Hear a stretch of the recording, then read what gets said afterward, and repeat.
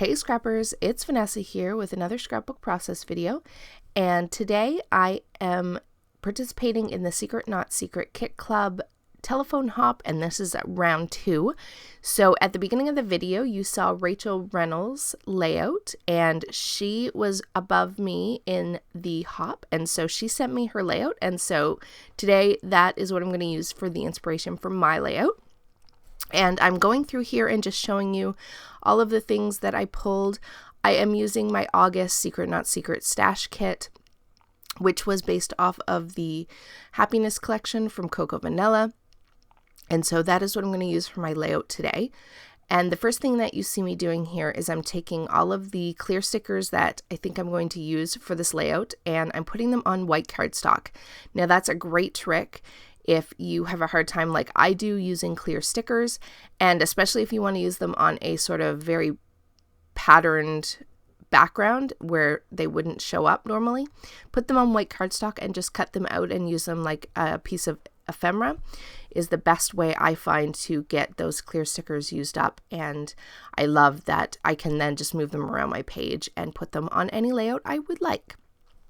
So next here you see I am taking my pattern papers that I pulled, and because I have used this collection quite a bit, I now almost have it completely used up. I will eventually do my Kill a Kit video for this. I am a little behind in the last couple of months just due to life getting in the way, but I am just using scraps and then this one piece of 8.5 by 11 wood grain pink pattern paper I'm also using as my photo mat because I didn't have any other larger scraps.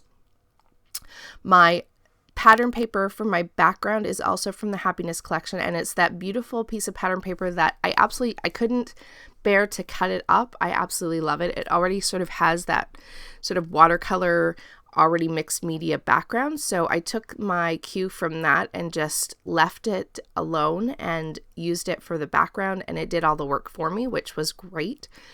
Apart from that, I am going to stay pretty close to Rachel's design in that it's sort of an L-shaped design, but I am going to definitely go heavy on my embellishments. As you see there, I have quite a pile of embellishments for this layout, and I use pretty much almost all of it, I think, on this layout. So it is very, very embellishment heavy, and I do pop some of this off camera up on fun foam to add some dimension, plus I have some butterflies which also help with adding dimension.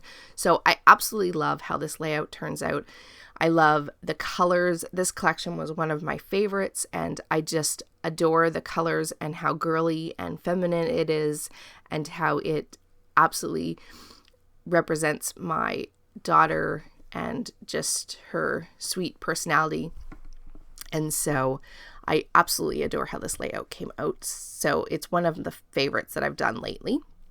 So here you see I am just building out my clusters. I'm just adding all those bits and pieces, kind of tucking things in. And I thought I was going to use that lovely for my title. However, it does not make it to the layout. I do end up putting a different title, but I had cut all these little hearts from a journaling card from the kit, and I am just going to scatter a few of those around. And then off camera here, I'm going to glue everything down, and now that I'm back, I'm going to start to finish up this layout. Now, this layout is a picture of my daughter, and we were actually waiting for the monorail at the Polynesian Resort to go to the Magic Kingdom. We had just had breakfast at Kona, and so my daughter had put this flower in her hair, and it's often tradition for us to eat at Kona when we go to Disney. It's one of our favorite places for breakfast, and so we had gone there and we were waiting for the monorail, and I took this sweet picture of her, and she just looks so grown up and just so beautiful. And so I decided to title this layout She Sparkles, because she definitely does. And so I'm just using some navy thickers. I believe these were from the Hip Kit. They were an exclusive thicker from the Hip Kit. So I'm using that for part of my title. And then as a finishing touch here in a sec, once I get my title down, I'm kind of fussing with it a little bit. I am going to put some of the sequins that you see in the corner, which are from my August Creative Cuts Club, which is also a kit club from Christina. And so I'm going to use those to dot around this layout as well.